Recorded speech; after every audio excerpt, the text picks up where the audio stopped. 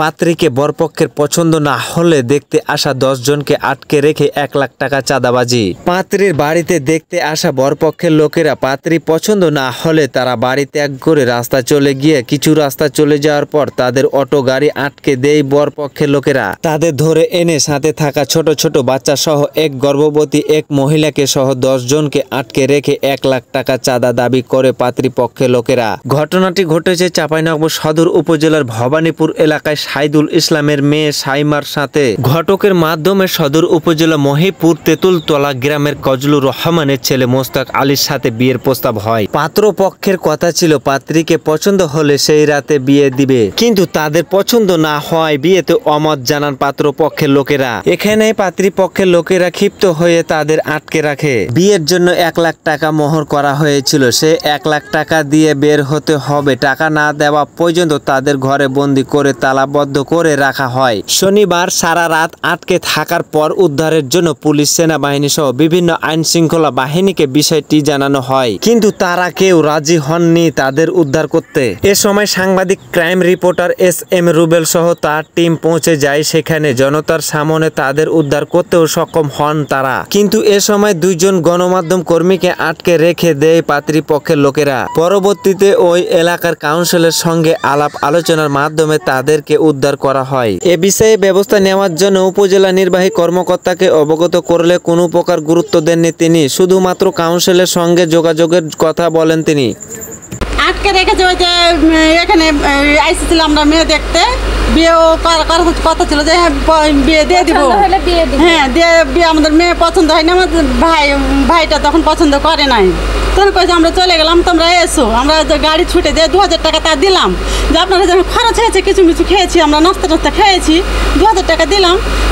দেওয়ার পরে আমরা বললাম যে চলে গেলাম। যাওয়ার পরে রাস্তা থেকে ওনার ছেলে, যে বাড়ির ছেলে হলো কি কে হলো, আমরাকে বাড়ি ওই রাস্তা থেকে আমরাকে ঘেরে নিয়েছে, বাড়িতে ঘরে তালা মেরে দিয়েছি। তবু আমরা হাত ধরলাম যে যখন হয়ে গেছে একটা মান সম্মানের কথা, তো আমাকে নাহলে ফজরের সময়তে আমরাকে বের করে দিয়েন, তাহলে তোমাদের এখানকার কেউ জানতে পারবে না, আমাদের এখানকার কেউ জানতে পারবে না।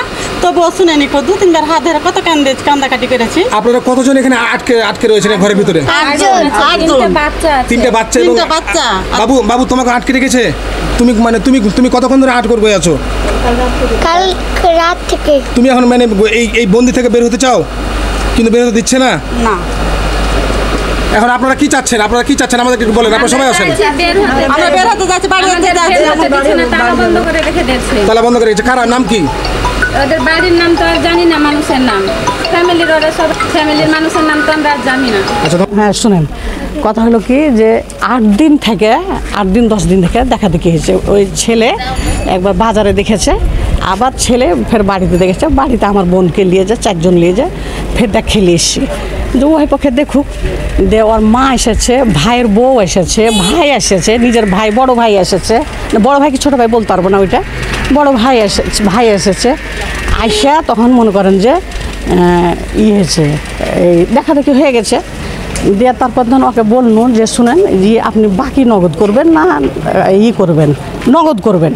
তো ও বলছে যে আমার আব্বা বেঁচে আছে, তো আমার আব্বার সাথে কথা বলে তখন আপনাকে দৃষ্টান্ত জানাচ্ছি। আপা ভালো কথা, কোন অধিকার মানে ওই ছেলেটা যে চলে গেছে, পালিয়ে যে গেল, আমাকে কিছু বলে যাবে না?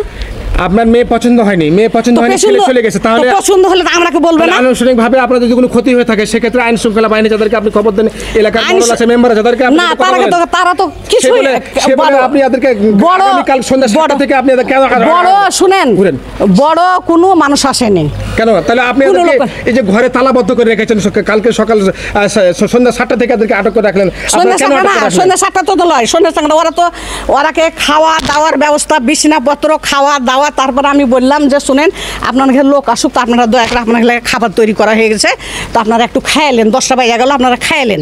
বলছে না আর খাবো না, আপনাকে লোক আসুক তখন খাবো,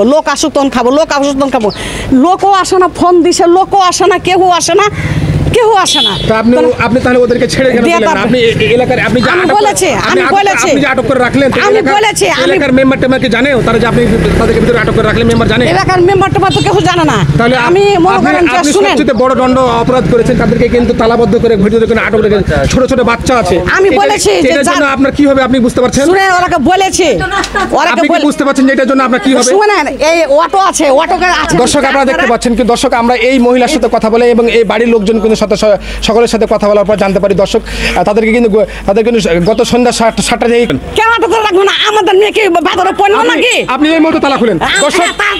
দর্শক আপনারা দেখতে পেলেন তাদেরকে কাছে কিন্তু 1 লক্ষ টাকা ছাতা দাবি করা হয়। 1 লক্ষ টাকা ছাতা না দিলে কিন্তু তালাবদ্ধ করে রাখা হয়। কিন্তু তাদের উপর কেন পিছন দিকে আমরা একা একা বেরোচ্ছি। এই আপনারা সরেন।